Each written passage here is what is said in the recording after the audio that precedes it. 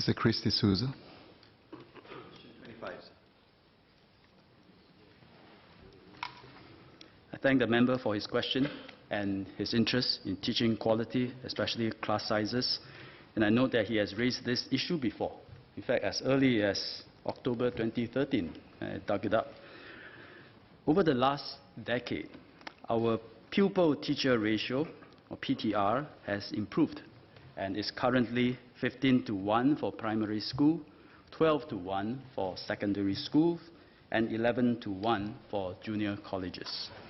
This is comparable to many OECD countries and better than countries such as the US, UK, Germany, Korea, and Japan. However, PTR and class sizes are different concepts. PTR measures resourcing, that is, the total number of teachers provided against the student enrollment numbers. On the other hand, class size reflects how we deploy the teachers, how much teaching they conduct vis-a-vis out-of-classroom activities such as curriculum planning, conducting CCA activities, or attending professional development training. It also reflects whether teaching resources are deployed evenly for all students or varied depending on the needs of the students. So once we differentiate the two concepts, we will realize that there are only two ways to reduce class sizes. One is to stick to existing resourcing levels, but give teachers more teaching load and reduce their out-of-classrooms activities. I visited a French primary school recently that is run that way. It has a PTR of 19:1, much less resources compared to Singapore. But it has a class size of 15:20, smaller than Singapore's. It is able to achieve this because it deploys its teachers fully for teaching. Given that resourcing is a zero-sum game, it means the French school may not have a lot of resources for lesson preparation, for CCAs, for learning journeys, for teachers training, as well as dedicated help for students with specific learning needs. So something got to give. A second way is to expand the teaching force so that we can have the best of both worlds. Small class sizes without undermining out-of-classroom activities. But that has significant budgetary implications, especially given that manpower is the largest cost component of our education budget. And remember, our resourcing level is already at OECD level standards. Furthermore, a big increase in recruitment will also alter the quality of the teaching force, inevitable when you try to recruit in such big numbers. It is also difficult to sustain in our context, given increased manpower demands in other sectors such as healthcare and the needs of the economy, all competing for the smaller and smaller cohorts of adults entering the workforce. And because of these reasons, we have decided not to implement any broad-based reduction in class sizes. But where we can, we deploy teaching resources to help students with a greater need for teachers' guidance. So, for example, MOE allocates additional teachers to our schools based on their students' profiles, and to allow them the autonomy to organize class sizes appropriately. So in the secondary schools, for example, while express classes are mostly taught in class sizes of close to 40, normal technical classes for some subjects are commonly sized at 20. In the primary schools, leveling up programs such as the Learning Support Program for lower primary students and the school-based dyslexia remediation program for students with special education needs are conducted in class sizes of 8 to 10 and 4 to 6 respectively. In Northlight School, Assumption Pathway School, Crest Secondary School, and Spectra Secondary School, students are taught in class sizes of 20. Over the years, MOE has taken steps to also ease teachers' administrative duties through the use of technology to streamline processes through e-platforms such as Parents Gateway and the use of apps for attendance taking. In the 2018 OECD study on secondary school teachers, we are happy to see some positive outcomes, as our teachers have reported 3.8 hours a week spent on administrative duties, a drop of 1.5 hours compared to the 2013 survey. MOE will continue to introduce additional measures and better leverage technology to reduce the administrative workload and other demands on our teachers' time, such as lesson preparation and marking, to allow them to focus their day in school on teaching. Mr. D'Souza.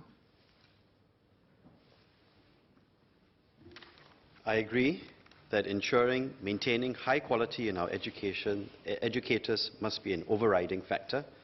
If classroom sizes can be reduced while quality of teaching remains high, that is an ideal win-win. The trade-offs will take time to iron out. In the meantime, my question is, can MOE please invest in allied educators and admin support staff to ease the load on the teachers, such that teachers can focus on teaching to the benefit of students? Career progression for the allied educators and admin support staff is also key.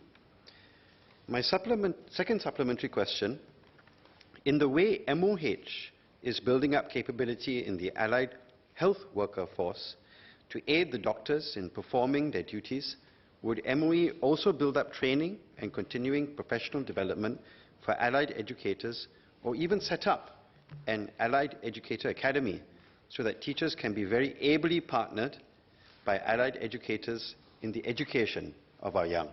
My two supplementaries for the Minister. I thank the members. These are very valid observations.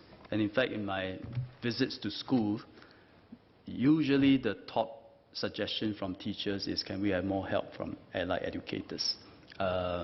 Partly to help them teach, to be teaching aid, but also to help them deal with sometimes disruption in class, and having an allied educator will be most useful. So indeed, we are looking into it, trying to recruit more allied educators, giving more resourcing to support the schools, especially allied educators in what we call learning behavior. And at the same time, as we recruit more, surely we will also have to look at their career path, career progression, as well as their professional training. Yeah. Ms. Denise Poh. Minister, since there's a decline in the birth cohort and classes, number of students are actually getting lesser and lesser, how are the excess teachers, how are they deployed currently?